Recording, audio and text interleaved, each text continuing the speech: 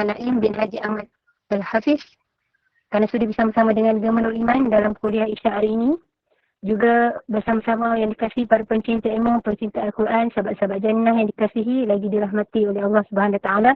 Terima kasih kepada Grup Gemenul Iman, tim pengurusan Gemenul Iman yang dipimpin oleh pengurusi Penuh Niyati binti Mansur dan staf pentadbiran Gemenul Iman.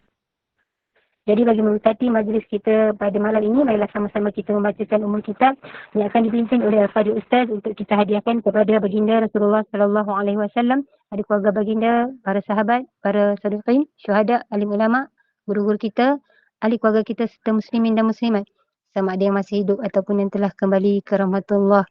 Al-Fatihah. Bismillahirrahmanirrahim.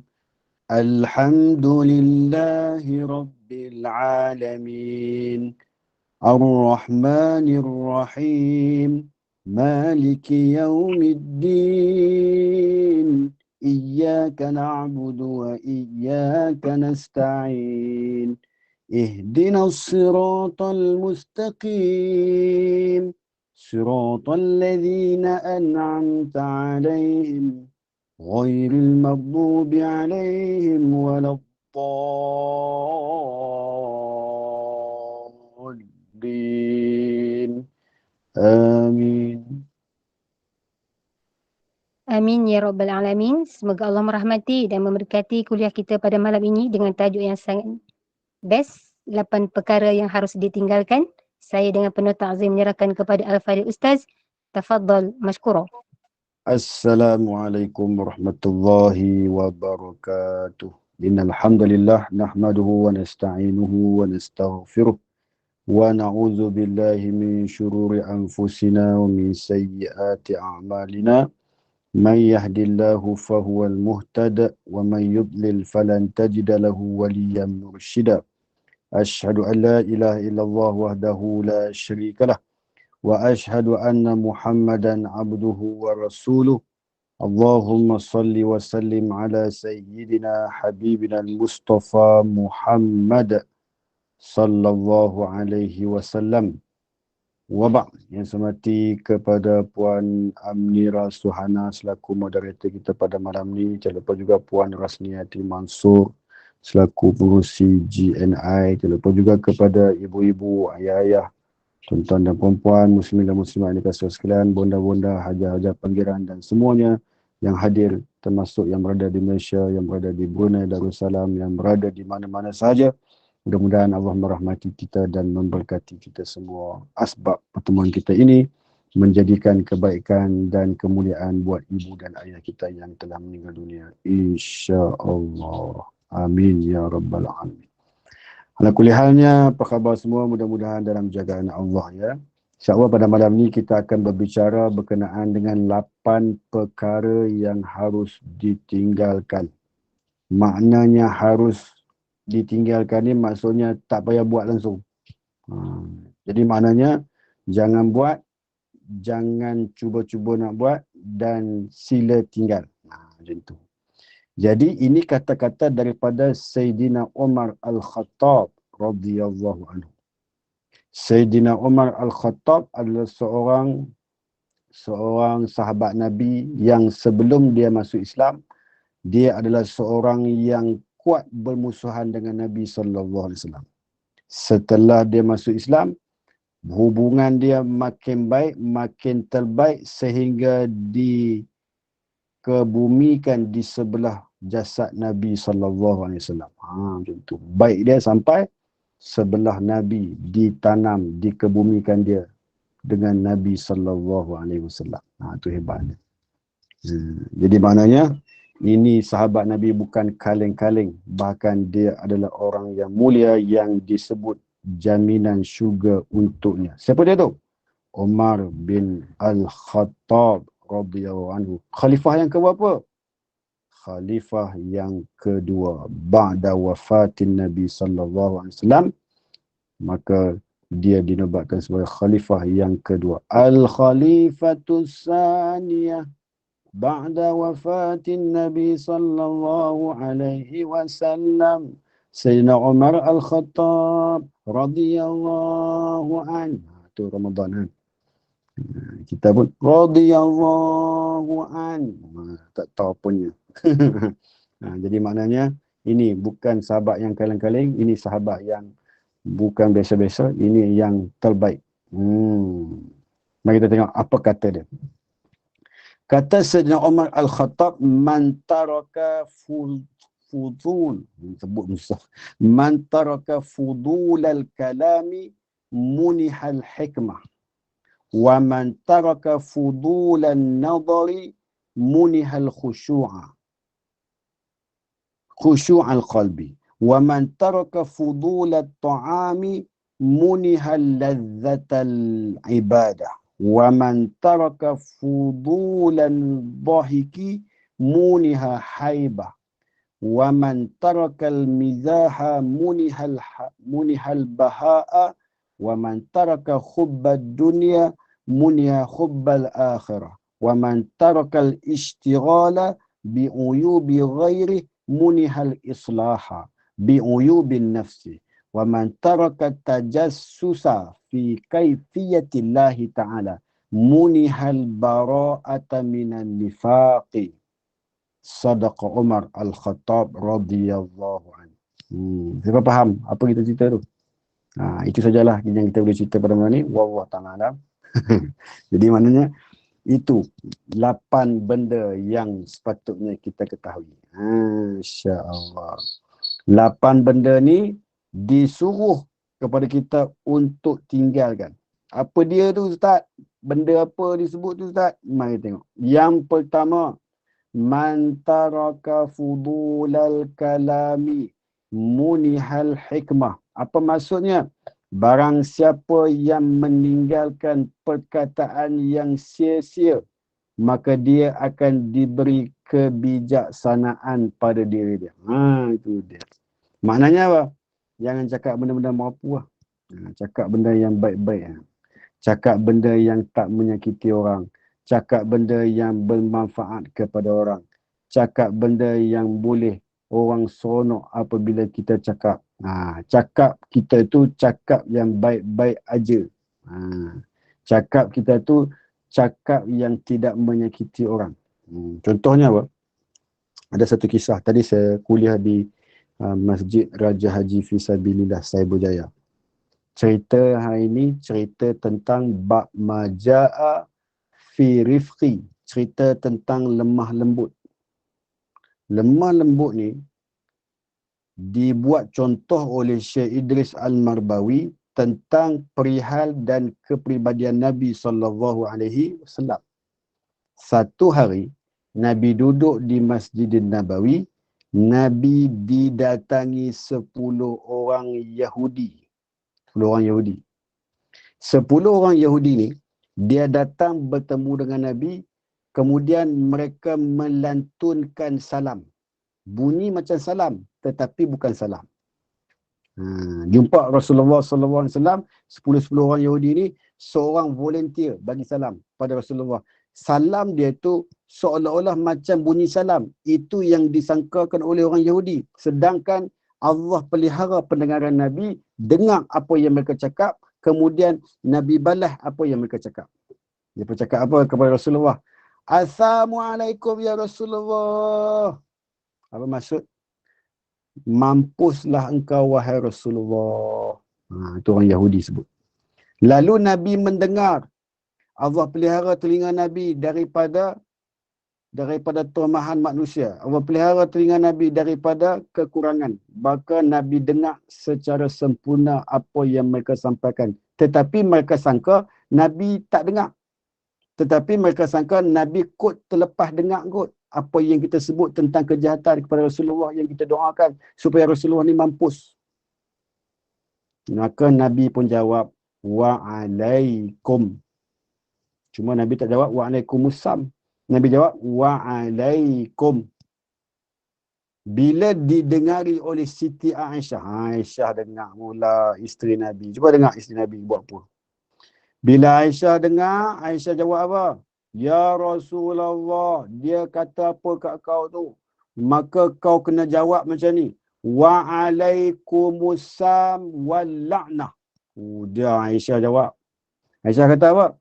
ke atas kamu, mampus itu mustahak ke atas kamu, dan laknat ke atas kamu tu lebih mustahak laknat ke atas kamu. Aisyah, ganas Aisyah.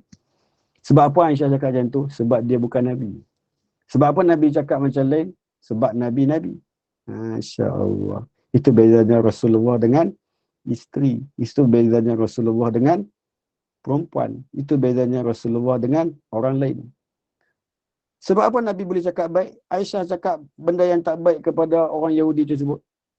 Maka bila didengari oleh Nabi SAW akan kata-kata Aisyah tersebut, Nabi kata kepada Aisyah, mahla. Dia kata, mahla ya Aisyah. Dia kata, Nabi kata apa? Sudahlah Aisyah, jangan duk cakap pelik-pelik lah dekat mereka tu. Aku kan dah jawab tadi, wa'alaikum. Bukan aku tak jawab. Tetapi hang janganlah lebih-lebih sangat. Itu Rasulullah. Apa maksud? Rasulullah dia sedang mendidik isterinya. Dia sedang mentarbiah isterinya. Kan? Itu biasa. Sebab apa biasa? Orang perempuan biasa macam tu.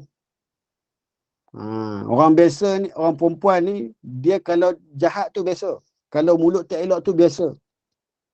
Yang lelaki tu perlu. Yang lelaki tu perlu baik kepada isteri dan anak-anak. Cuba tengok. Kata Nabi SAW. Khairukum li ahli. Wa ana khairukum li ahli. Nabi kata apa? Sebaik-baik di kalangan kamu ialah seorang suami yang berbuat baik kepada isteri dan anak-anaknya. Akulah orang yang paling baik kepada isteri dan anak-anak. Maknanya, suami itu kena baik kepada isteri. Tu dia. Kalau isteri tak baik tu biasa. Macam tu ceritanya. Sebab itu baginda Nabi SAW baik dia. Dia baik. Orang kata kat dia pun dia tak balas. Aisyah kata apa? Kenapa kau jawab sikit je? Kau jawablah panjang sikit bagi dia kena laknat, bagi dia kena makian daripada kau. Biarlah dia kena macam tu. Nabi kata apa? Allah kan suka. Nabi bawa keluar hadis Nabi. Nabi kata apa? Innallaha yuhibbur rifqi. Nabi kata apa? Sesungguhnya Allah suka kepada orang yang berlemah lembut di dalam tutur kata, manis bicaranya. Allahu Akbar. Hebat akhlak Nabi SAW. Jadi maknanya apa? Jangan cakap benda yang sia-sia. Cakaplah benda yang baik-baik. Barulah Allah datangkan hikmah kepada kita. Apa maksud hikmah? Kebijaksanaan. Kita nak jadi cerdik ni macam mana? Cakap yang baik-baik ya. Cuba tengok orang yang mengaji pandai-pandai. Dia tak cakap banyak. Dia diam. Senyap. Kenapa ni senyap nampak ni? Dia cakap yang perlu je. Ni orang cerdik, orang yang dapat 10A, orang yang dapat 14A, orang yang dapat 13A. Dia mana ada cakap banyak? Dia cakap banyak. Yang cakap banyak tu, yang tu selalu 4E, 5E, macam tu lah. Dapat 10C, yang tu lah. Yang dapat 14A, senyap. InsyaAllah. Tak cakap banyak. Sebab apa? Allah pasakkan kebijaksanaan di dalam hatinya, dalam otaknya, dalam fikirannya. Dia akan menjadi orang yang bijak. So, diam tu lagi bagus daripada bercakap benda yang tak bagus. Itu. Boleh apa ni kita pekat-pekat kontrol mulut kita. Terutama dalam bulan Ramadan. Jangan cakap banyak. Jangan beletih banyak. Jangan membebel banyak. Gitu. Itu susah. Susah. Tapi bulan Ramadan insyaAllah boleh. Bulan Ramadan dia diam. Kenapa dia diam? Diam. InsyaAllah. Kenapa diam? Sebab Nabi kata siapa yang jaga lisannya, maka syurga rindu kepada dia. Itu dia. Ada 4 benda syurga rindu kepada manusia. Dalam bulan Ramadan ni cuba buat 4 ni. Yang pertama, taliyul Quran. Orang yang suka membaca Quran. Syurga rindu dia. Baca Quran. Bismillahirrahmanirrahim. Tabarakalladzi khalaqas samawati wal ard. Masya Allah. Alhamdulillahilladzi khalaqas samawati wal ardh. Dia baca Quran. Kan? Jadi maknanya bila dia baca Quran banyak-banyak, syurga rindu pada dia. Syurga kata, aku naklah dia masuk syurga aku. Aku naklah dia tu masuk dalam syurga aku. Seronoklah dengan dia tu. Rindulah kat dia. Syurga rindu kat dia. Jadi perbanyakkan Quran. Okey. Yang kedua, hafizul lisan. Menjaga lidah. Ya Allah. Tak cakap benda-benda yang marang kerapu kepunden, marang skepel. Dia tak cakap benda-benda merapu. Dia cakap benda yang baik-baik. Dia cakap benda baik-baik. Dia tak ada nak maki hamun orang. Dia tak ada nak kutuk-kutuk orang. Dia tak ada nak maki hamun orang. Tak ada. Syurga rindu pada dia. Sebab apa? Sebab dia menjaga lidahnya. Jaga lidah. Yang ketiga apa? Yang ketiga iaitu wasaimina fi Ramadan. Apa maksud wasaimina fi Ramadan? Dia berpuasa di dalam bulan Ramadan. Allah rindu, syurga rindu kepada dia. Yang ni semua orang dapat Puasa je bulan Ramadan, syurga rindu dia. Tapi kalau dia rajin baca Quran, dapat 2 kali rindu. Kemudian dia jaga lidah pula. Rindu serindu-rindunya. Bertambah-tambah rindulah syurga pada dia. Nampak?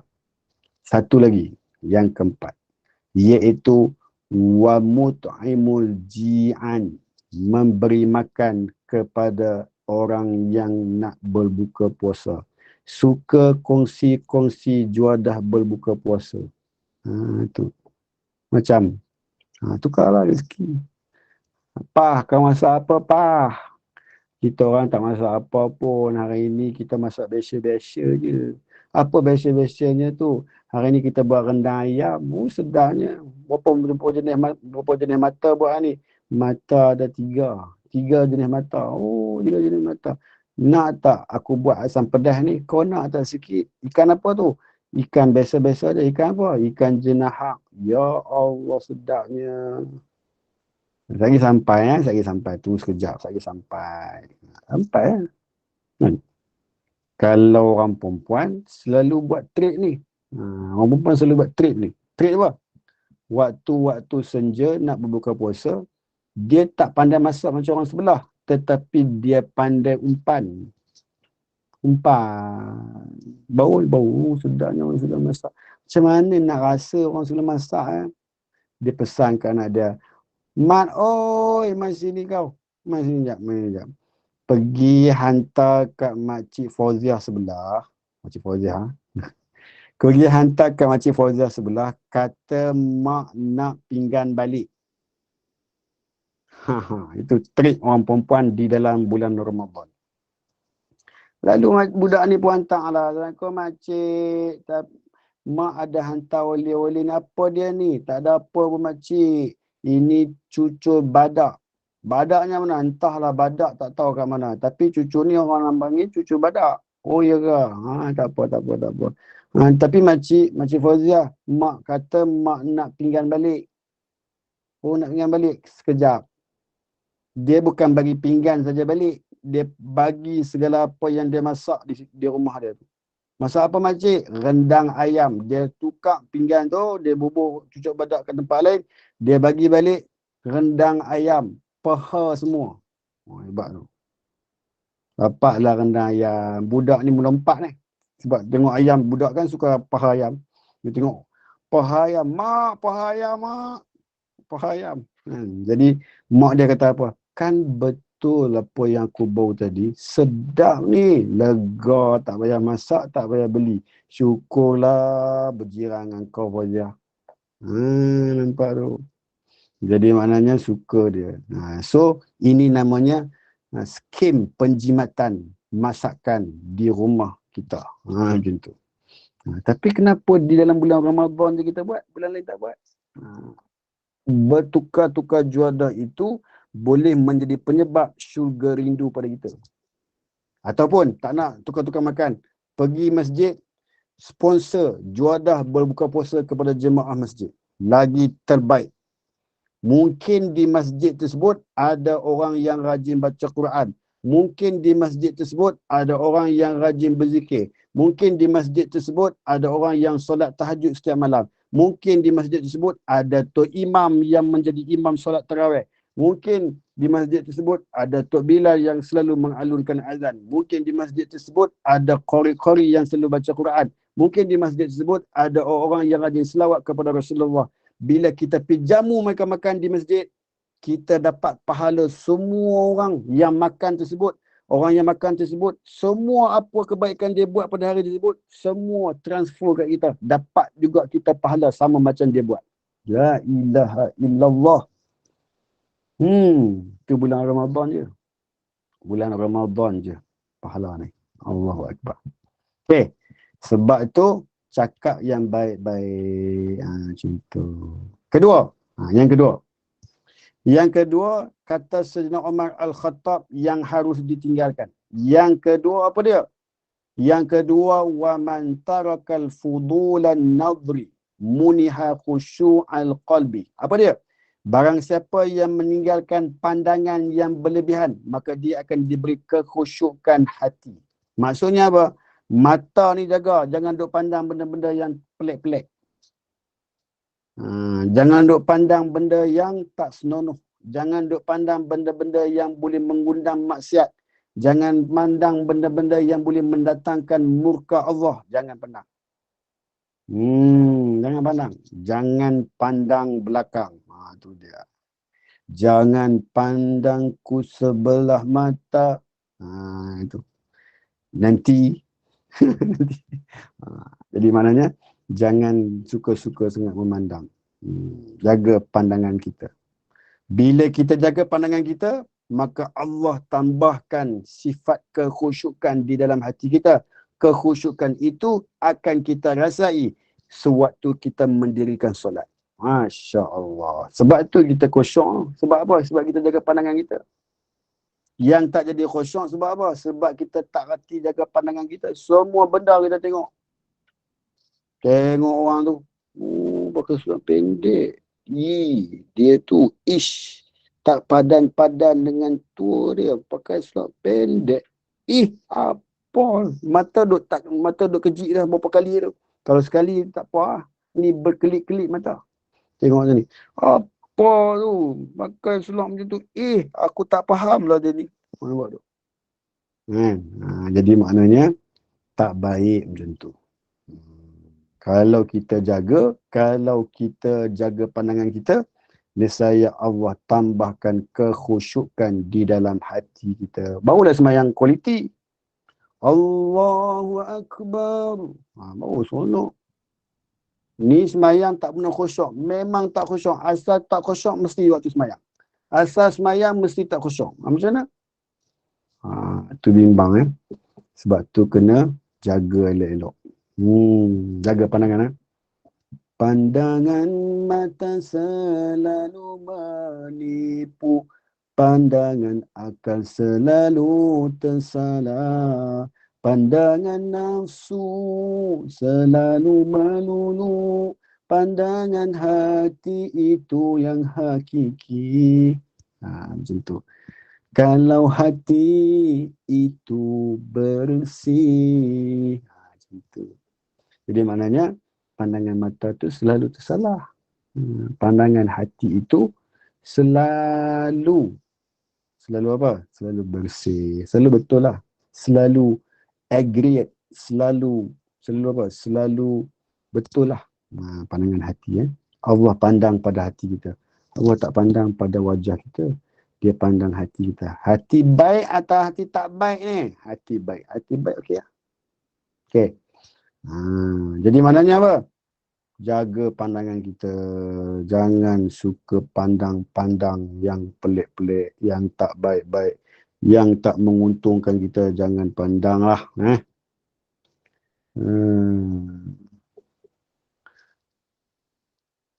Ada orang tanya, Ustaz, kita tak ada budak di rumah untuk hantar makan ke rumah jiran-jiran. Cuma kita order pada pembekal makanan, minta hantar makanan ke 5 buah rumah disenaraikan. Apa komen Ustaz buat cara itu? Terbaik. Terbaiklah tu. Tak kisahlah cara apa pun. Order food panda pun tak apa. Order grab food pun tak apa. Hantar je, bagi alamat. Kau hantar rumah tu, rumah ni. Lepas tu datang balik sini, saya bagi RM10. Okay. Upah dia. Kan? Macam tu. Okay. Pun boleh. Pun boleh. Okay. Itu yang keberapa? Itu yang kedua. Yang ketiga. Kata Sayyidina Umar Al-Khattab, wa man taraka fudulat ta'ami muniha lazzatal ibadah. Yang ni dengar ni elok. Apa yang ketiga? Barang siapa yang meninggalkan makan berlebihan, tinggal makan berlebihan, maka dia akan dianugerahi nikmat beribadah. Maknanya apa?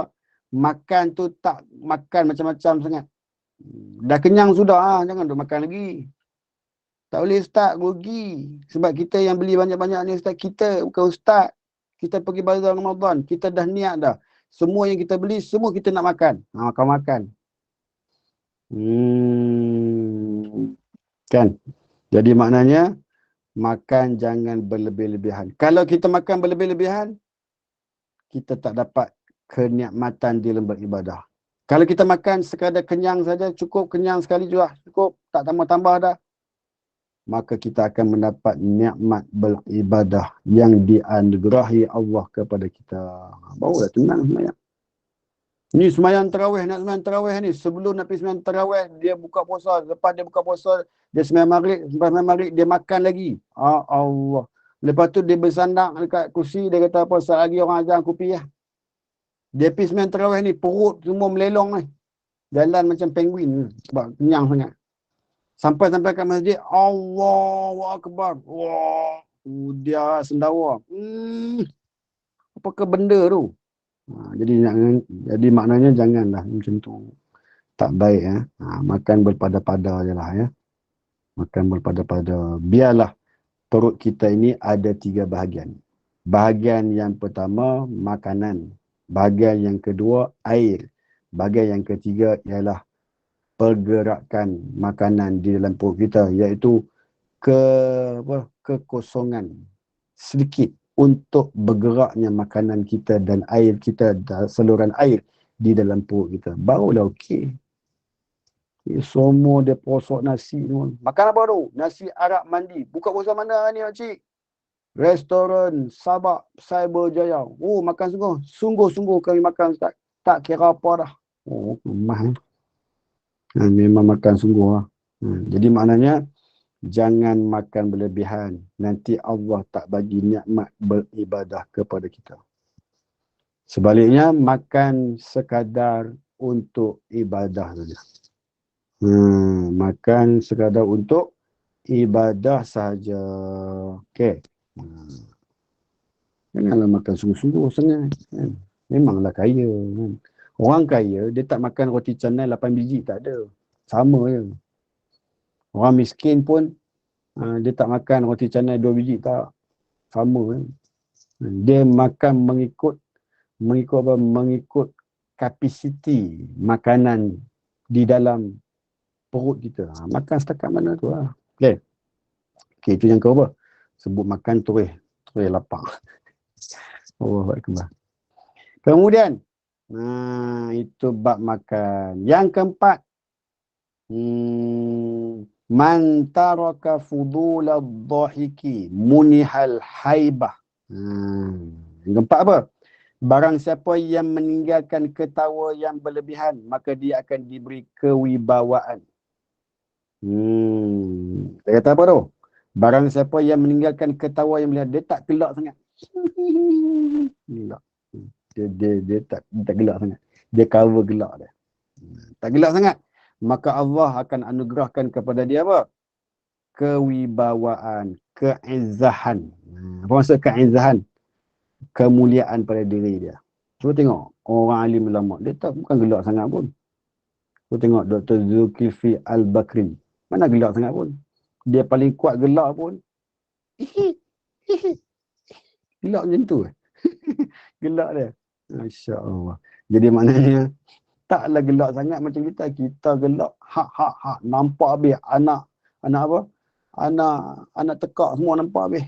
La ilaha illallah. Hebatnya kita. So janganlah jaga-jaga sikit lah gelak tu. Dalam chat ni pun dia gelak. Sampai keluar air mata. Nampak? Macam mana? Okey.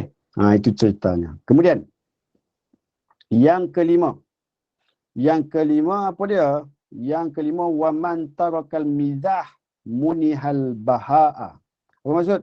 Barang siapa yang meninggalkan gurau senda maka dia akan diberi kehormatan. Masya-Allah. Dia simpan gurau senda. Gurau senda tu boleh tetapi tak berlebihan sangat. Maka Allah akan anugerahkan dia kehormatan. Maksudnya apa? Dia ada izzah dia. Dia ada kehaibatan dia. Dia ada kewibawaan dia. Oh, nampak dia tu. Ni orang hebat ni. Orang hebat ni. Orang tengok dia pun, ish, segan lah dengan dia. Tak tahu pasal apa segan tengok dia. Rasa malu nak buat jahat depan dia. Dia adalah kita segan dah nak duduk macam ni. Jomlah kita ni. Jadi maknanya itu namanya apa? Keizzahan. Keizzahan ni selalunya ada pada para ulama yang jangan-jangan gelak. Saya ada tok guru saya seorang di Kedah waktu saya belajar di Kedah tu. Namanya Tuan Guru Soleh Ibrahim. Kami panggil dia Ustaz Soleh Comel. Kami panggil dia Ustaz Soleh Comel. Saya pernah cerita ni. Nama dia Ustaz Soleh Comel. Kami panggil dia. Dia mengaji di India. Kemudian buat master di Al-Azhar. Dia boleh cakap Urdu. Dia boleh speaking English. Dia boleh cakap Arabic. Dia boleh cakap Urdu dia boleh cakap. Tu hebat dia tu. BI boleh cakap. BI fasih cakap. Bukan biasa-biasa punya BI. Oh, kalah kita. BI pandai cakap. Bahasa Arab cair cakap. Urdu fasih berkata-kata. Hebat. Dia mengajak pondok. Dia mengajak pondok. Pondok pakai serban, senyap. Kami duduk tengah busy dalam kelas ni. Dengar kata dia lalu. Senyap semua. Senyap. Diam-diam. Secara automatically semua diam. Hebat. Izzah tu nama dia Izzah. Nama apa? Keizzahan. Dia lepas gelak balik. Riuh balik. Sebab apa jadi macam tu? Sebab keizzahan dia itu menggerunkan kita. Kalau dia jalan dia nak pergi surau. Dia lalu depan asrama lelaki, semua diam asrama lelaki tu. Secara automatik diam. Semua tak berani bertemu dengan dia, tak berani. Yang macam tu. Tu namanya izzah. Allahu akbar. Lepas tu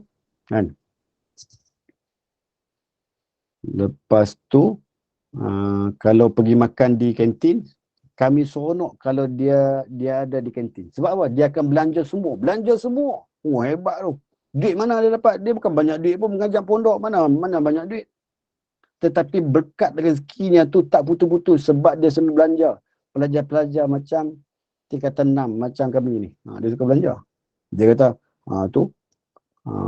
semua saya belanja. Tu hujung sana pun semua saya belanja. Semua saya bayar. Hebatlah ya Allah. Duit mana Ustaz? Gaji pun tak berapa duit tak berapa banyak mana pun. Tetapi berkat dia tu hari-hari suka belanja orang. Hari-hari suka belanja orang, sedangkan gaji dia tak lebih 2,500. Gaji tak lebih 2,500. Ngajak pondok. Harap duit zakat orang bagi je. Harap duit padi orang bagi. Harap duit apa? Harap duit orang main sedekah kat sekolah. Kemudian bahagi-bahagi pada tok-tok guru ni. Dia dapat duit tu je. Allahu akbar. Tetapi hebat dia, keizzahan dia sangatlah mulia di sisi Allah. Kalau pergi dengan dia, dengar pula bawa balik daripada Al-Azhar, dia speaking Arabic. Tak pernah gagap, tak pernah tak ada. Dia cakap tu macam orang Arab sebiji. Kalau jenis bawa balik daripada US, UK ni, speaking dengan dia akan speaking in English. Semua dia akan cakap dalam English. Hebat. Tok guru tu. Kalau dalam kelas kami, contohnya ada ustaz tak datang. Ustaz tak datang, dia kata apa? Okey, ustaz tak datang eh. Okey, buka muka surat, scan. Okey, kat mana? Tajuk apa? Dia boleh syarah tanpa tengok kitab tersebut. Semuanya ada dalam kepala dia. La ilaha illallah. Memang tok guru lah. Memang tok guru.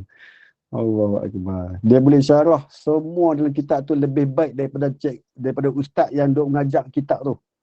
Allah. Itu nama dia apa? Karamah. Karamah wali Allah. Wali tu. Kahwin umur 40 baru kahwin. Kahwin umur 40, lepas tu anak dapat 2 orang. Lepas tu dia duduk heran pasal anak dia duduk kecil lagi. Anak saya masih kecil lagi. Tolong. Anak saya kecil lagi ni. Tolong jangan buat hal dengan saya. Anak saya kecil lagi. Oh, kesian kan dia. Itulah cerita orang-orang alim. Orang alim ulama ini. Okey. Kemudian. Mana ni? Kemudian yang keenam. Yang keenam apa? Waman taraka hubbad dunya muniha hubbal akhirah. Barang siapa yang meninggalkan kecintaan terhadap dunia, dia tinggal cinta dunia ni, maka dia akan diberi kecintaan terhadap akhirat. Maka dia secara automatik dia akan cinta kepada akhirat. Sebab dia tinggalkan cinta dunia. Cinta dunia, cinta akhirat, cinta yang abadi. Jadi maknanya cinta akhirat itu adalah cinta yang abadi. Cinta dunia, cinta yang biasa saja. Macam tu. Jadi maknanya cintalah akhirat. Tak boleh start kita orang ni, kita hidup di dunia ni, kita rasa macam kita nak hidup 1000 tahun. Kalau hidup dunia ni 1000 tahun, orang dah nak kiamat lah dunia ni. Dunia ni nak kiamat dah, ibu-ibu ayah sekalian. Dunia ni dah nak kiamat dah. Tapi tak tahu bila nak kiamat. Tunggu hari Jumaat. Setiap hari Jumaat, berwaspada. Setiap malam Jumaat, taubat. Setiap malam Jumaat, taubat. Sebab kiamat itu berlaku pada hari Jumaat. Okey, jadi maknanya berhati-hati dengan dunia. Jangan cintakan dunia, maka akhirat akan lari daripada kita. Sesiapa cintakan akhirat, dunia akan mendapatkan kita. Kemudian yang ketujuh. Wa man tarakal istighala bi uyubi ghairih munihal islaha bi uyubin nafsih. Dia kata apa tu?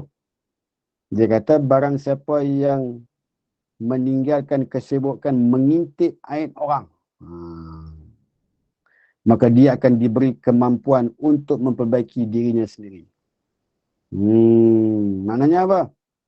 Barang siapa yang meninggalkan kesibukan mengintip aib orang, dia sudah saja tengok orang tu. Mereka ni pergi mana? Tak nampak lama dah. Hari ni baru nampak bersepak. Pergi mana mereka ni? Anak dia pun ada tu. Anak besar dia, anak nombor 2 dia, nombor 3 dia. Ada semua. La ilaha illallah. Apa hal kau dah mengintip orang, keaiban orang? La ilaha illallah. Janganlah mengintip keaiban orang. Jangan sibuk sangatlah mengintip aib orang. Semua dia nak tahu. Dia duk heran, dia duk pening orang. Tadi nampak nak kereta ramai-ramai. Lepas tu tiba-tiba malam tadi nampak suami kamu tadi ada pula. Pergi mana semua? Dah kami balik kampung. Lepas tu kenapa suami ada pula malam? Dia balik, dia naik flight, dia balik. Oh ya ke? Habis tu, besok dia balik-balik sana ke? Kau macam mana? Sibuk lah kau. Sibuk jangan sibuk sangat. Jangan sibuk aib orang sangat. Jangan duk ambil tepi kain orang sangat. La ilaha illallah. Dia semua nak tahu.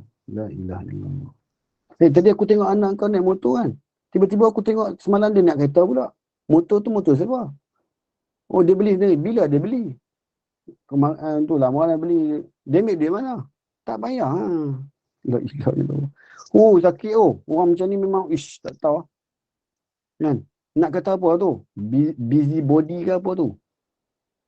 Kalut sangat kan? Tak payahlah kalut sangat. Steady sudah. Kita dia biar pergi agak dia. Kan?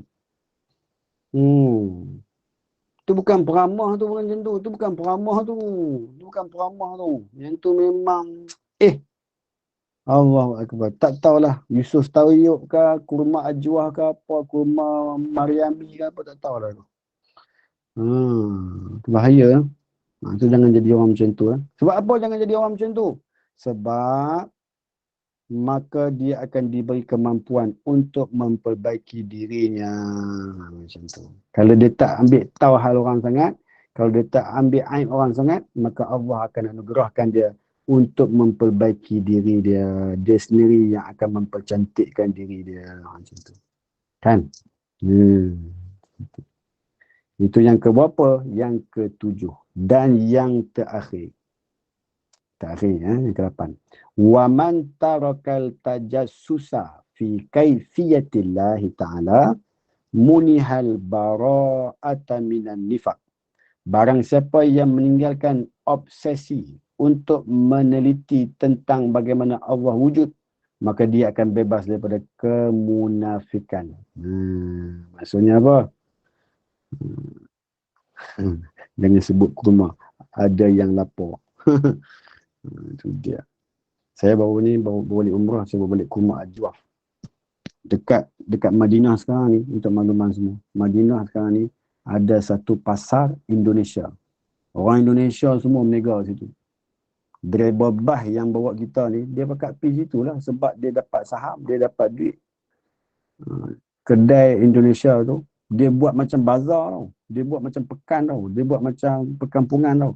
Perkampungan Indonesia menjual barang-barang kacang-kacang, coklat, kurma-kurma semua ada jual di situ. Semua cakap Melayu semua itu. Melayu. Orang Indo ni. Baik. Jadi kita pun pergi lah situ. Ya Allah.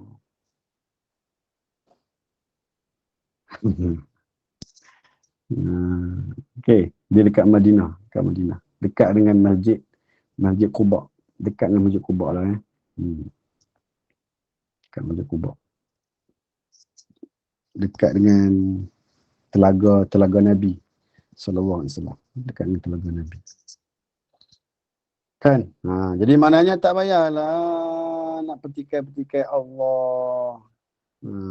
Tak payah nak petikai-petikai Allah. Tak payah nak fikir kerja Allah macam mana. Tak payah.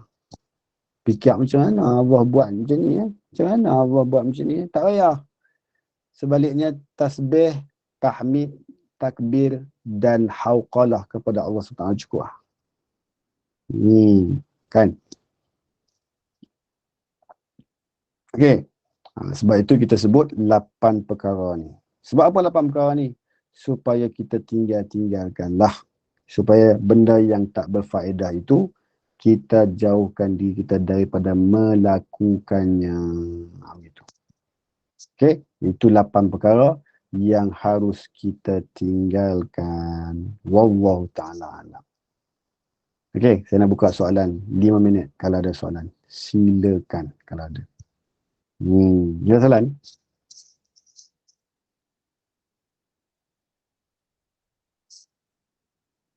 Tak ada. Masya Allah, hebat ni. Ke tidur semua? Assalamualaikum. Assalamualaikum Tak ada Ustaz. Ustaz, semua lapor. Assalamualaikum Ustaz. Waalaikumsalam. Ya, siapa ni? Saya minta doa. Sebentar lagi saya akan bermusafir mengerjakan ibadah umrah. Ya Sebentar Allah. lagi. Akbar, hebatnya. Daripada JB. Bagus. Duduk hotel mana? Kat Mekah? Hotel Clock Tower. Clock Tower. Okey, insya-Allah terbaik tu. Lepas tu kat Madinah kat mana? Masuk Madinah. Masuk Madinah dulu. Okey. Masuk Madinah, lepas tu pergi Makkah, lepas tu pergi Taif. Okey, baik, insya-Allah. Mudah-mudahan dipermudahkan urusan di sana. Ustaz doakan. InsyaAllah, mudah-mudahan beroleh umrah yang mabrurah, sihat wa'afiah di sana, dihindarkan daripada segala penyakit di sana insyaAllah. Amin. Diberikan kekuatan fizikal dan mental dan kerohanian yang hebat di sana. Amin. Terima kasih Ustaz, terima kasih semua. Minta maaf semua. Mana ada keterlanjuran. Baik, insyaAllah. Lain soalan? Yang lain?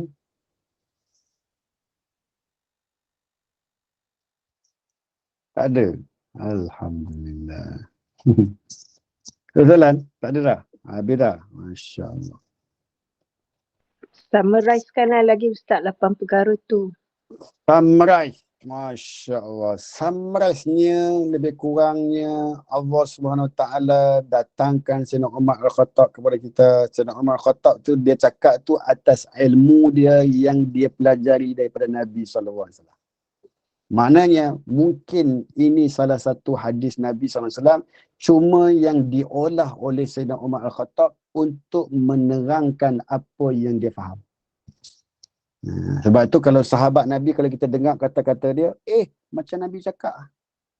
Kadang-kadang kita dengar, sama macam Nabi cakap. Memang sama lah sebab mereka mempelajari ilmu agama, diajar dan diadab oleh Nabi SAW kepada mereka. Sebab tu, bila kata-kata sahabat ni, kita jangan main-main. Bahkan di dalam perundangan ataupun di dalam menetapkan sesuatu hukum ataupun di dalam ilmu mufti ataupun ilmu fatwa, kata-kata sahabat itu diguna pakai di dalam menetapkan sesuatu hukum dan menjatuhkan hukum. Tu. Satu guna tu. Kata-kata sahabat. Dia panggil apa? Qaulus sahabi. Kalau kita belajar ilmu usul fiqh, ilmu yang nak menetapkan hukum-hukum ni, dia kata apa? Qaulus sahabi. Kata-kata sahabat itu diguna pakai sebagai hujah setelah kita mendengar Al-Quran, hadis Nabi, kemudian ijma' dan qiyas, dia ada satu lagi hukum, dia ada satu lagi saluran, iaitu qaulus sahabi, kata-kata sahabat. Allahu Akbar. Sebab tu kan, Nabi SAW dia istihar bahwasanya Sayyidina Ali bin Abi Talib karamallahu wajhah adalah gedung ilmu. Gedung apa? Gedung ilmu pada Sayyidina Ali, sedangkan Nabi yang ajak dia. Tetapi Nabi ijtihad, dia adalah gedung ilmu. Maknanya ilmu dia banyak. Ilmu dia banyak. Hebat dari sudut keilmuan dia. Hebat dari sudut kefahaman dia. Hebat dari sudut kebaikan dia dan kewarakan dia kepada Allah SWT dan kepada baginda Nabi SAW. Macam tu. Jadi maknanya, Ustaz boleh tak ulang secara ringkas 8 perkara tu? Ulang. Mai kita nak ulang. Ulang apa? 8 tu. 8 perkara tu nak ulang lagi. Mai kita tengok. Ya. Masya Allah. 8 perkara yang tu YouTube ada. YouTube ada tu. Hebat apa ni. Okey, saya ulang. Yang pertama, barang siapa yang meninggalkan perkataan yang sia-sia, maka dia akan diberi hikmah. Itu yang pertama. Yang kedua, barang siapa yang meninggalkan pandangan yang berlebihan, maka dia akan diberi kekhusyukan hati. Yang ketiga, barang siapa yang meninggalkan makan berlebihan, maka dia akan dianugerahi nikmat beribadah. Yang keempat, barang siapa yang meninggalkan ketawa yang berlebihan, maka dia akan diberi kewibawaan. Yang kelima, barang siapa yang meninggalkan gurau senda, maka dia akan diberi kehormatan. Yang keenam, barang siapa yang meninggalkan kecintaan terhadap dunia, maka dia akan diberi kecintaan terhadap akhirat. Yang ketujuh, barang siapa yang meninggalkan kesibukan mengintip aib orang lain, maka dia akan diberi kemampuan untuk memperbaiki dirinya sendiri. Yang kelapan, barang siapa yang meninggalkan obsesi untuk meneliti tentang bagaimana Allah wujud, maka dia akan dibebas daripada kemunafikan. Macam tu ceritanya. Boleh InsyaAllah. Dapat semua? Dapat ke semua? InsyaAllah Ustaz. Alhamdulillah. Masya Allah. Okay, dapat dah. Dapat Ustaz dah salin tulis. Dapat tu okey dah tu. Jadi jomlah kita baca surah Al-Mulk. Kemudian kita baca doa insya-Allah. Laju sangat. Laju sangat pula. Allahu Akbar. Laju sangatlah pula. Tak apa, nanti ulang banyak-banyak daripada Ustaz. YouTube. Ulang daripada YouTube banyak-banyak. Ya. Apa Ustaz dia? cakap tadi sebuah rujukan tu Al-Quran. Saya dengar 4 je pernah dengar 4 Al-Quran, hadis, ijma' dengan qiyas tu. Satu apa tadi? Dia satu lagi ada Yang kelima tu. Dia yang ni yang basically bagi orang yang biasa, kalau dia tak mengaji ilmu usul fiqh, kalau tak mengaji ilmu usul fiqh ni apa? Ilmu untuk nak menetapkan sesuatu hukum, nak menjatuhkan sesuatu hukum. Dia basically ni ada 4. Quran, hadis, ijma', qiyas. Yang tu basic. Yang ni memang power, 4 ni memang power. Dia panggil masadirut tasyri'ul islami. Rujukan dalam Islam ada 4 benda ni. Cuma bagi seorang mufti, ini yang saya cerita ni. Bagi seorang mufti, dia sekiranya dia tengok Quran, ada dalam Quran ni, cuma kita nak kuat sikit lagi. Quran tu dah kuat dah. Hadis dia tengok, tak ada pula hadis. Ijma', mereka pun fikir, satukan hukum-hukum tersebut, satukan fikrah, mereka letakkan sesuatu hukum tu, sepakat semua. Itu namanya ijma'. Qiyas ni, tak ada dalam Quran. Hadis pun tak ada. Jadi kita qiyas dengan apa? Nabi buat macam tu, maknanya Nabi diam tu, maknanya okey, maknanya Nabi redha. So boleh lah. So kita pakailah apa yang Nabi diam tu sebagai redha terhadap perbuatan sahabat Nabi. Maknanya boleh lah. Tu qiyas. Tengok pula qiyas pun tak ada apa, qiyas tak ada. Tengok sahabat Nabi buat tak? Abu Bakar buat. Maknanya boleh lah. Sebab Nabi tengok Abu Bakar buat, maknanya Abu Bakar buat tu, Abu Bakar cakap macam tu, betul lah tu. Jadi guna pakai kata sahabat Nabi. Itu namanya qaulus sahabi. Okey. Itu namanya apa? Qaulus sahabi. Hanya diguna pakai oleh mufti saja. Kita orang beza ni tak payah pakai. Saya pun tak pakai. Kan? Saya pun tak pakai kalau qaulus sahabi ni sebab kita orang biasa. Kita bukan orang mufti. Cuma belajar ilmu mufti tu kita belajar. Cuma tak mendalam sangat lah. Tahu-tahu macam tu je lah. Macam tu. Okay. Wallahu ta'ala alam. Cukup. Jom kita baca surah Al-Mulk. Kemudian kita tutup majlis kita dengan tasbih kifarah dan suratul Asr. A'udzu billahi minasyaitonir rajim. Bismillahirrahmanirrahim. Tabarakalladzi biyadihil mulku wa huwa ala kulli syai'in qadir.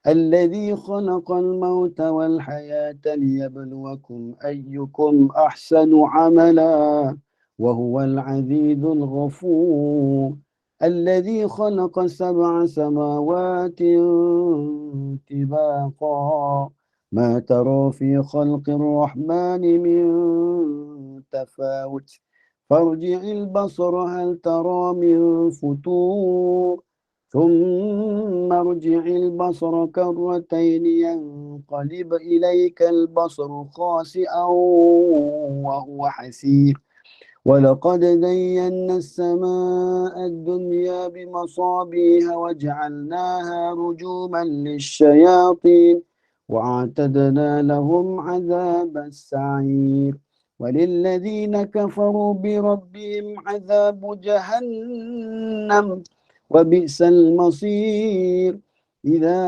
ألقوا فيها سمعوا لها شيقا وهي تفور تكاد تميز من الغيظ كلما ألقي فيها فوج سألهم خزنتها ألم يأتكم نذير قالوا بلى قد جاءنا نذير فكذبنا وقلنا ما نزل الله من شيء إن أنتم إلا في ضلال كبير وقالوا لو كنا نسمع أو نعقل ما كنا في أصحاب السعير فاعترفوا بذنبهم فسوقا لأصحاب السعير إن الذين يخشون ربهم بالغيب لهم مغفرة وأجر كبير وأسروا قولكم أو اجهروا به إنه عليم بذات الصدور ألا يعلم من خلق وهو اللطيف الخبير والذي جعل لكم الأرض ذلولا فامشوا في مناكبها وكلوا من رزقه وإليه النشور أأمنتم من في السماء أن يخسف بكم الأرض فإذا هي تمور أم أمنتم من في السماء أن يرسل عليكم حاصبا فستعلمون كيف نذير ولقد كذب الذين من قبلهم فكيف كان نكير أولم يروا إلى الطير فوقهم صافات ويقبضن ما يمسكهن إلا الرحمن إنه بكل شيء بصير أمن هذا الذي هو جود لكم ينصركم من دون الرحمن إن الكافرون إلا في غرور أمن هذا الذي يرزقكم إن أمسك رزقه بل لجوا في عتو ونفور أفمن يمشي مكبا على وجهه أهدى أمن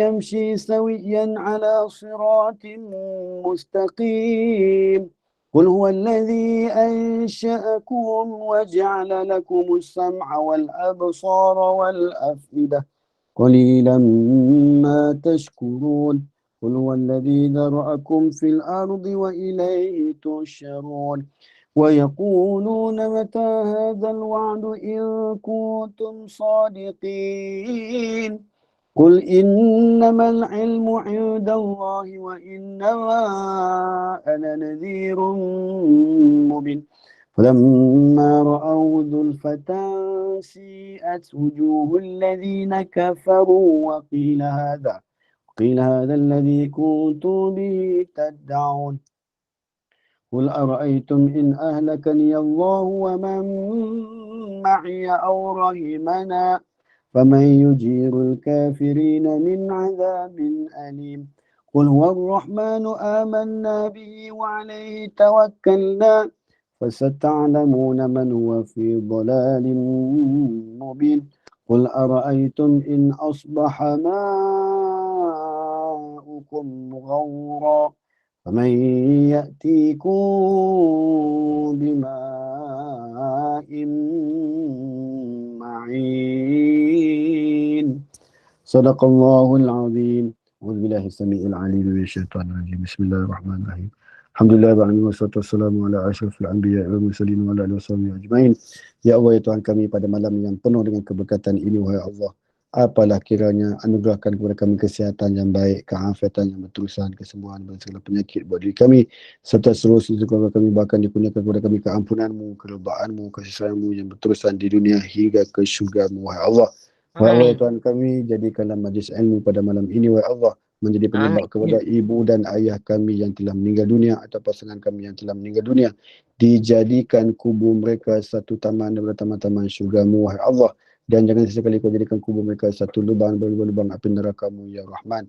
Wahai Allah ya Tuhan kami, berkatilah kami dalam bulan Sya'ban yang sedang kami lalui ini, sampaikanlah umur kami ke dalam bulan Ramadan al-Mubarak pada tahun ini wahai Allah, dan jadikanlah Ramadan kali ini buat kami Ramadan yang paling berkualiti dan paling bermakna di dalam sejarah hidup kami beribadah kepadamu wahai Allah. Wahai Allah ya Tuhan kami, selamatkan kami pada setiap waktu dan ketika, tidak kira di mana jua kami berada, juga kami pohonkan kepadamu wahai Allah. Selamatkanlah negara kami yang tercinta ini wahai Allah, dari segala ancaman dan mara bahaya, dari segala kekacauan dan huru-hara, agar kami dapat hidup dalam aman dan sejahtera. Begitu juga dengan rakan kami yang berada di Brunei Darussalam, agar diberikan keselamatan, keamanan, keberkatan, kemuliaan hidup kepada mereka di dunia hingga ke syurga-Mu wahai Allah. Wahai Allah ya Tuhan kami, ampunkanlah segala dosa dan kesalahan kami, ampunkanlah segala dosa dan kesalahan ibu dan ayah kami, rahmatilah anak-anak kami, sayangilah anak-anak kami wahai Allah. Sallallahu alaihi wasallam Muhammad wa ala alihi wasallam walhamdulillahirabbil alamin. Tutup majlis kita dengan tasbih kifarah dan suratul Asr. Subhanakallahumma bihamdik, asyhadu an la ilaha illa anta, astaghfiruka wa atubu ilaik. Bismillahirrahmanirrahim. Wal 'asri innal insana lafi khusr illa alladhina amanu wa 'amilus solihat wa tawasaw bil haqqi wa tawasaw bis sabr. Silakan. Amnira.